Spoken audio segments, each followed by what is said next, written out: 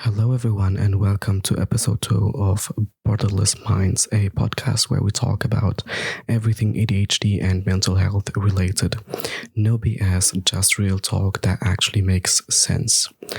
So, I need to talk about something that's been bugging me for a while now. I have ADHD, and almost every time I tell someone, they have these ideas about what that means. And most of the time, they're completely wrong. I get to hear things like, so you just can't sit still, right? Or that means you're hyperactive, right? Or we are all a little ADHD sometimes, which is not correct. That is not what ADHD. So today I want to break down the biggest myths about ADHD because these misconceptions, they're not just annoying, they actually hurt people. They stop them from getting diagnosed, from getting help, or from understanding themselves. So let's clear this up. Here's what ADHD is not. Let's start with the big one. ADHD isn't a real disorder. This is what a lot of people think. This is what a lot of people say. I've heard this so many times. People think it's just made up by drug companies or that is just a normal kid behavior that we're over-diagnosing. Here's the truth. ADHD is the most researched condition in psychiatry.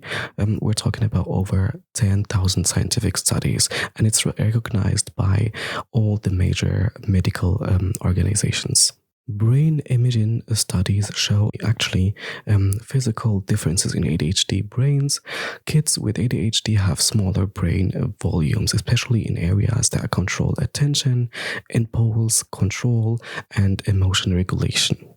It's not an opinion, it's not a trend, it's a neurodevelopmental disorder with a genetic component. In fact, if one of your parents has ADHD, you have a 57% chance of having it too. If you're a twin and your sibling has it too, you have a chance of 70 to 80% of having it.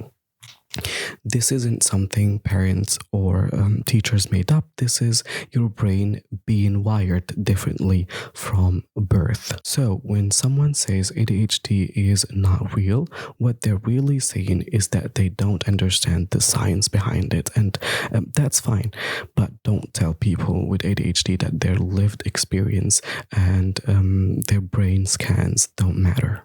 Myth number 2, it's caused by bad parenting. This one makes me so angry. People see a kid with ADHD, they're impulsive, they're interrupting, they can't sit still, and they immediately think that kid needs more discipline. Let me be clear. ADHD is not caused by bad parenting. It is genetic, it is neurological. Research shows that parenting style contributes almost nothing to whether a child develops ADHD or not. Yes, parenting matters for how a child learns to manage ADHD, but it doesn't cause it.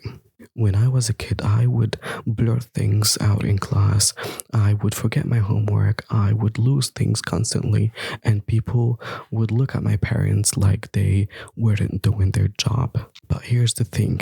I knew these behaviors were wrong. My parents taught me. I just couldn't control my impulses the same way other kids could. That's what ADHD does. Telling parents that it's their fault is cruel, and it stops families from getting real help because they think they just need to be stricter or more consistent. The problem isn't discipline, the problem is brain chemistry, and no amount of punishment will fix that. Here's a myth that really hurts people.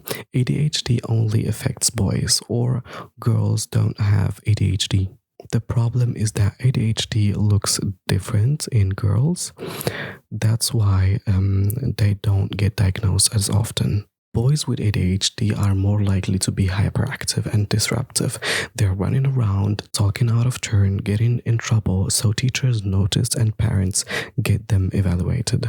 Girls with ADHD are more likely to have the inattentive type. They're daydreaming, losing focus, forgetting things, struggling to organize.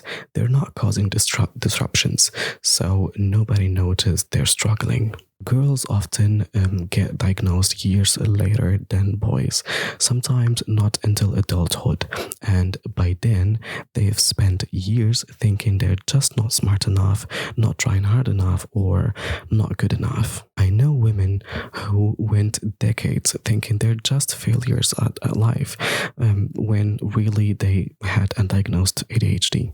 This myth is dangerous because it means girls aren't getting the help they need and they grow up internalizing all this shame for something that was never their fault.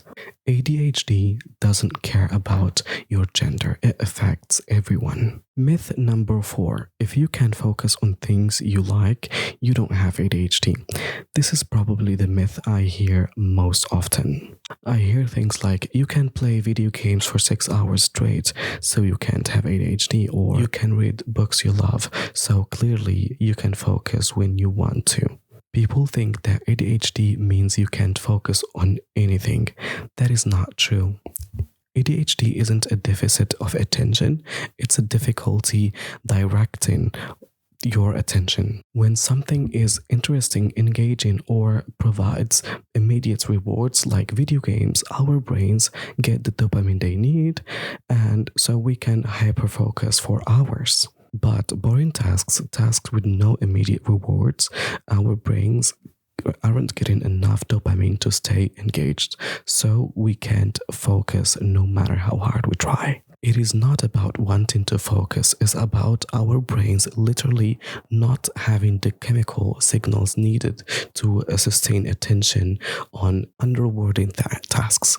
So yes, I can spend 3 hours researching something I'm interested in and then forget to eat lunch because I can't pull my attention away.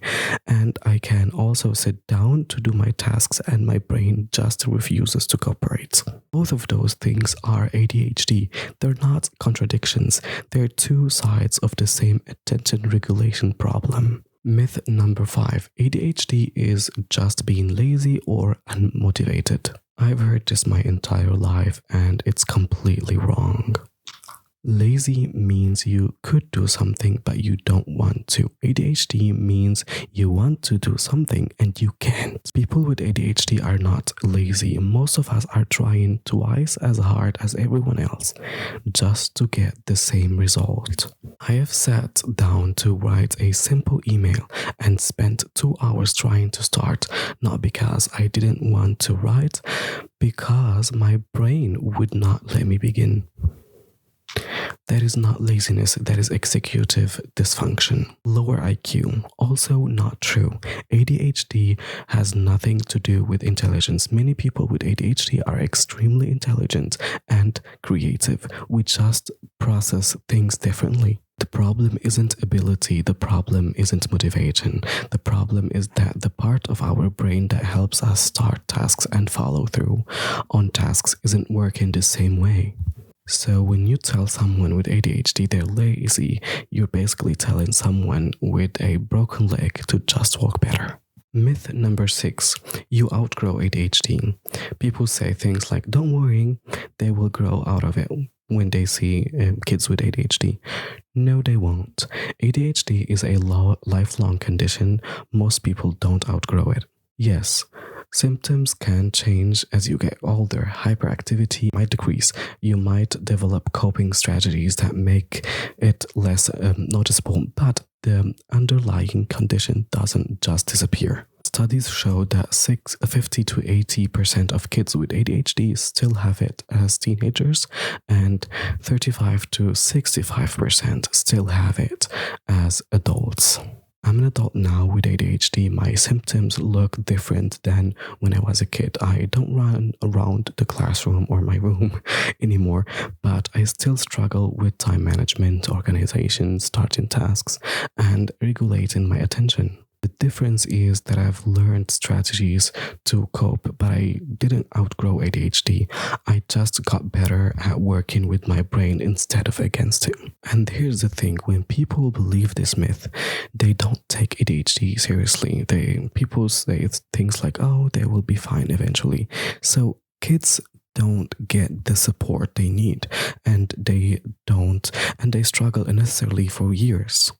So, those are some of the biggest myths about ADHD. It's real. It's not caused by parenting. It affects all genders. You can hyperfocus and still have ADHD. It's not laziness, and you don't outgrow it. Understanding the truth matters because when people believe these myths, they don't take us seriously. They think we just need to try harder or grow up. But we're not the problem. The misconceptions are. If you have ADHD, you're not lazy, you're not stupid, and you're not broken.